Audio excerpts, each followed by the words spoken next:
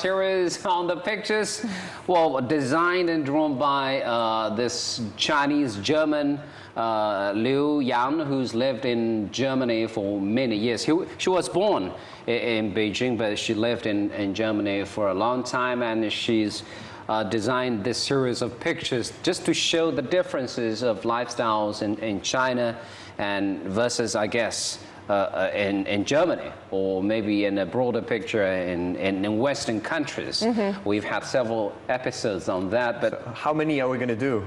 We'll just continue on and on. Okay, the DVD and Blu-ray will be on, will be out. Yeah, basically, you know, because we have so many differences in all these different aspects of life.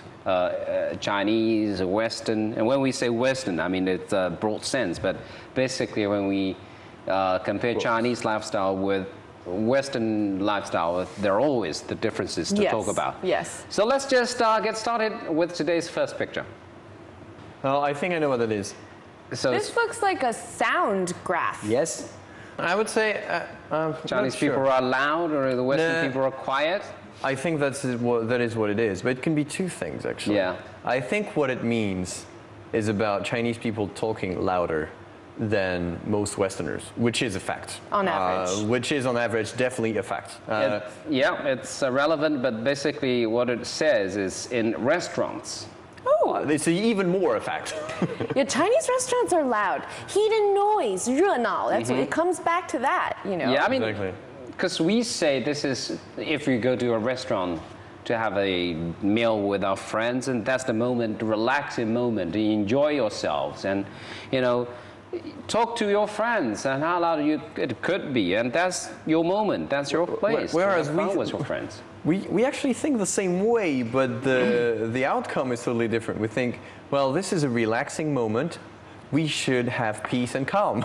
So we think in a restaurant, well, in France, what we are taught is when you talk in a restaurant, talk just as loud so that the person who's with you can hear you, but no make sure no one around at the other tables can hear what you say. Maybe it's about the idea of the private space of each individual. Yes, I think that definitely has something to do with it. I don't think we have that tradition, at least not that strong. And basically this is more to do with the speaking habits of Chinese people. Speaking habits, and also, I mean, if this is specific to restaurant noise levels, I mean, like you were saying, you know, in China, if you go to a restaurant with friends or even family, it's a happy, joyous, almost festive occasion, whether or not it's a holiday.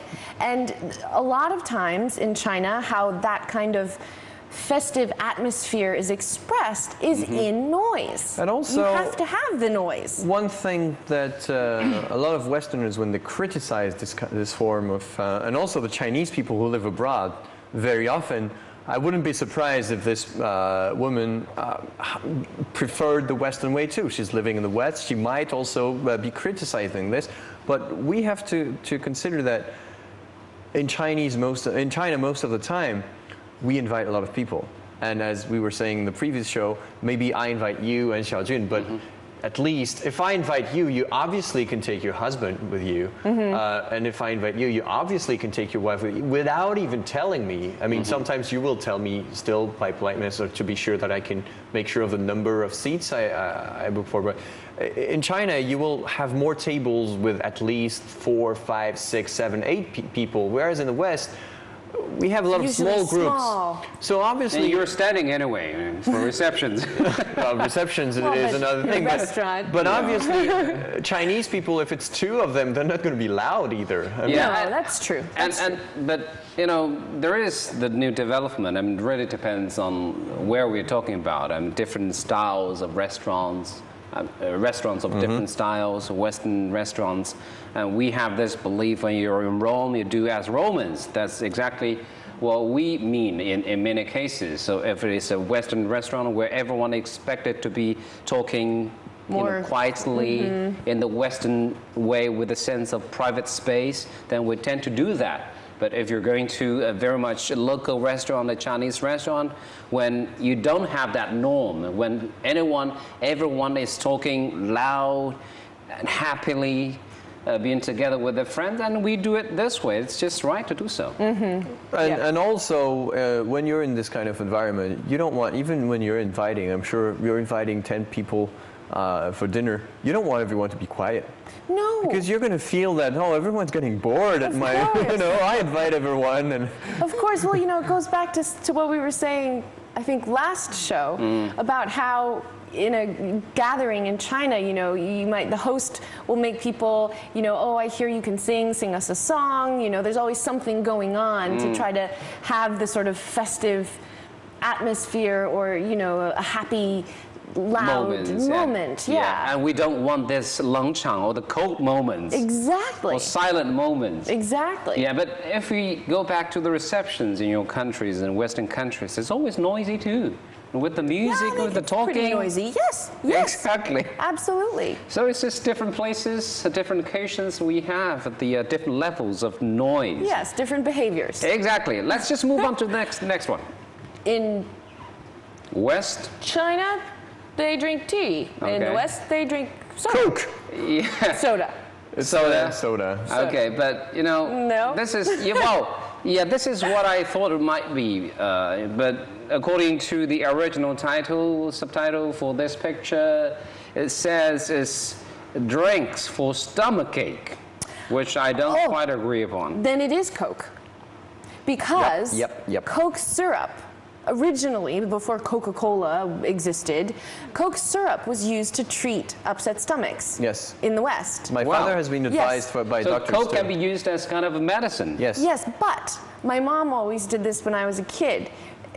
If I had an upset stomach, she'd pour me a little glass of Coke, but she'd get rid of the carbonation, because carbonation can sometimes aggravate your stomach. Okay. But the Coke syrup is supposed to calm your stomach. But I mean, for Chinese parents, they would never, in most cases, give their children Coke when they're too little. I mean, it's just no good. But kids do love Coke. Yes. It's But for example, sweet. I mean, not for stomach, but for I know in the winter, for example, a lot of Chinese people, and much more than the West, they will cook some Coke with some ginger in it. Right, but that's for colds. For colds, yes, but it's just to say that Chinese people think of Coke more than we think. Well, Coke can be medicine in China as well. And Exactly, as you see? Put Coke and ginger together and boil it. Yeah, Boiling, yes. yeah, boil They it. boil it. They boil it.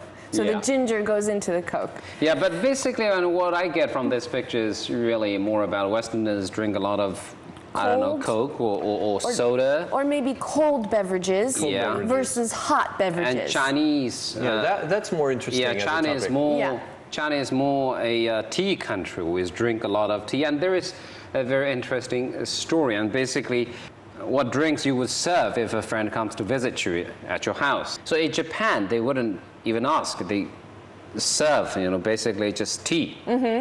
Give you tea.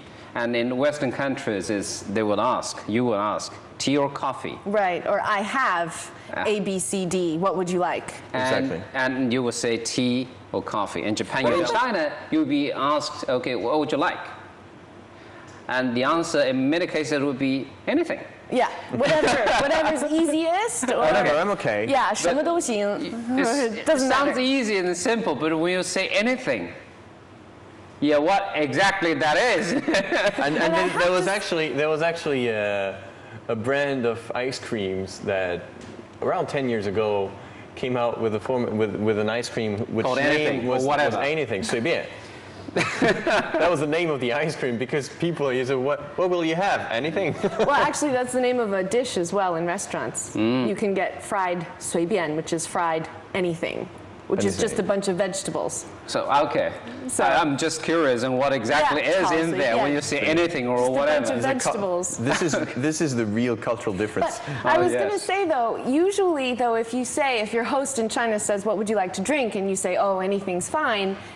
Most of the time, they'll bring you tea in China. Well, sometimes the second question would be, is tea okay? Right. Or is Coke okay? Or something hot or something cold? Right. I think the story in Japan, though, was not. It was not the same as in the West when they ask you if you drink tea or coffee, because this would be at one particular moment of the day which is usually either there are two particular moments, either breakfast or either the afternoon. But it's not for other occasions where I think it's more about Japanese people serving tea a lot, even when you're being a guest at their house, or even when you get to a restaurant, they pour you some tea first, and they do that in quite a few Chinese restaurants too. How do you do it back in France? Do you use wine?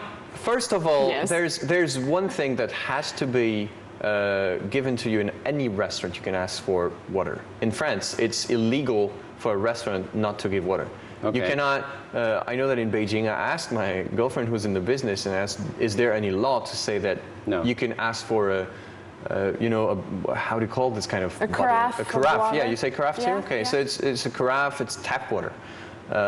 And in France, you can ask for tap water without paying for it. If they make you pay for it, it's illegal. You can always ask for hot water or warm Yes. water in Chinese. Boiled water. Yes, in Chinese restaurants, if you want your free water, it's boiled water. And my mother was telling me that it was because she loves tea. She drinks tea all the time in France too. And she was telling me that she was amazed at the fact that boiled water was free everywhere in China. She was saying that, I have my tea, my leaf tea. Can I have some hot water? even when she goes to a tea house in France, she asks every time. They give a very, very small teapot, and it's on purpose.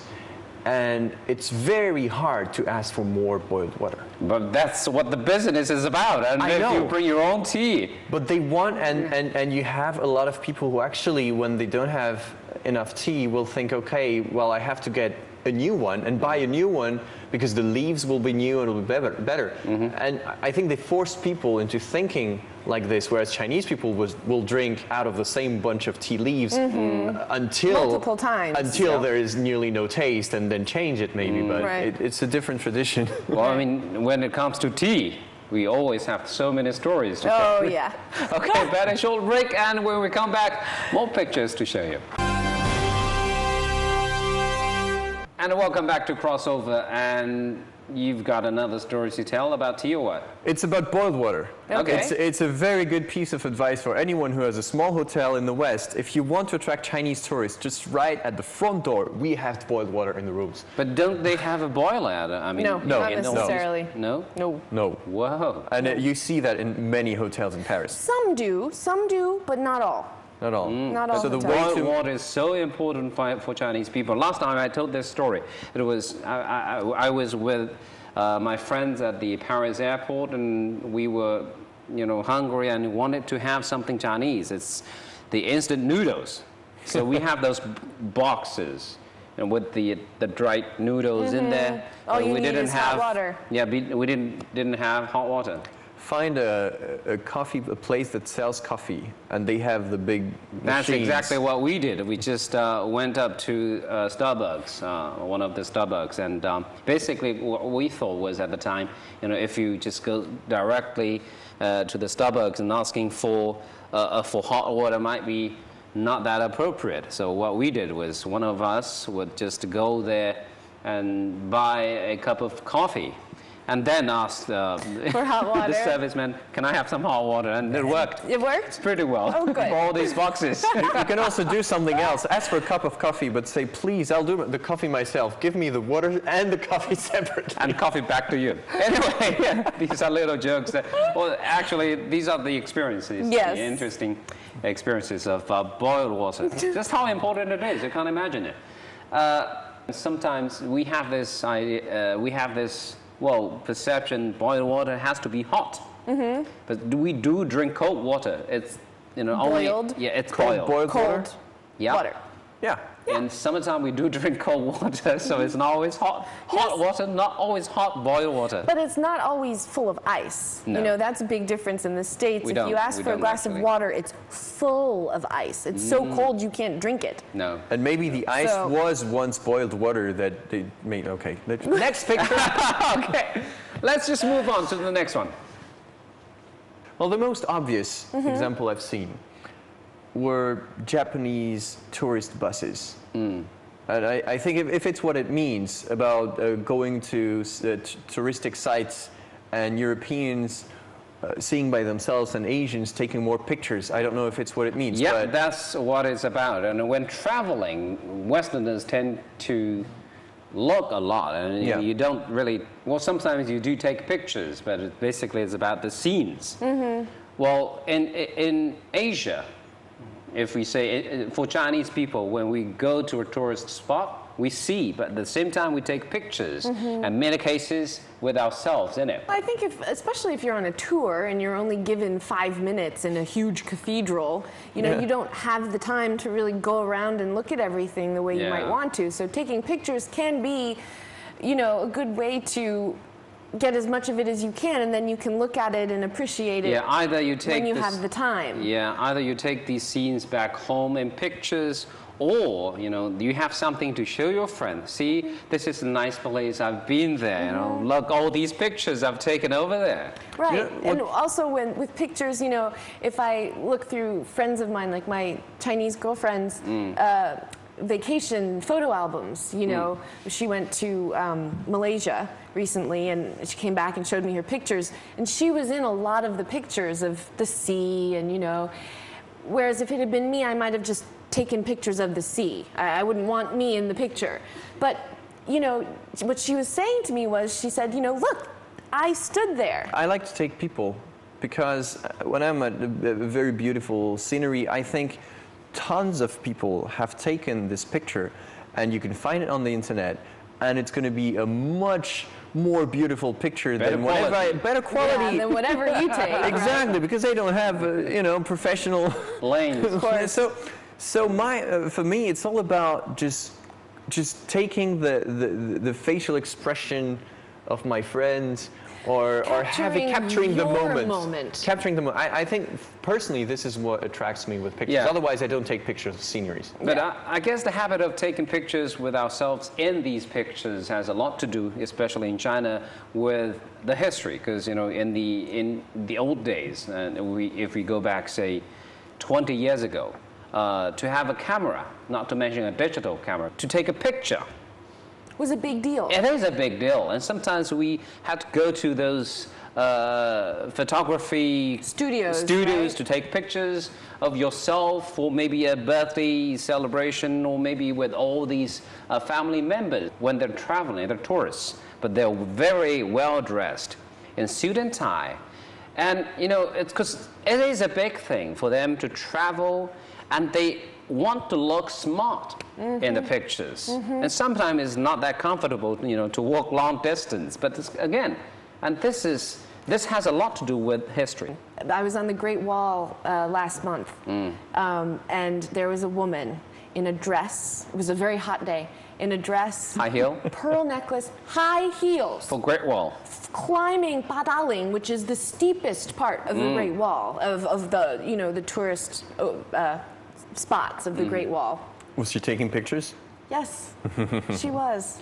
I mean, And it yeah. made me feel, you know, at first I thought, oh my gosh, here's a woman wearing high heels on the Great Wall. And then I saw her, and she was with her husband, who was dressed very well, and then with their daughter, who was in a frilly dress and hair bows, and they were posing for pictures. Exactly. Look nice though, you know, with all the nice dress and You high know, heels. we've talked about this before, and I just want to mention it. With weddings and wedding photos, what you just said, you know, the fact that Chinese couples will go to the studio to take professional wedding photos makes a lot of sense. Because on their wedding day, they might not necessarily have the money to pay for a professional photographer to come take pictures of the whole wedding. So they don't have the option necessarily to take pictures at their wedding. So they go to the studio so that they can have these pictures. Well, in studios, you have all the lighting, you Yes, have all these professional exactly. photographers. Exactly. And talking about photographs, we do have a lot of stories to tell. And I have another one. I know you have another stories to tell. And we're going to take a short break.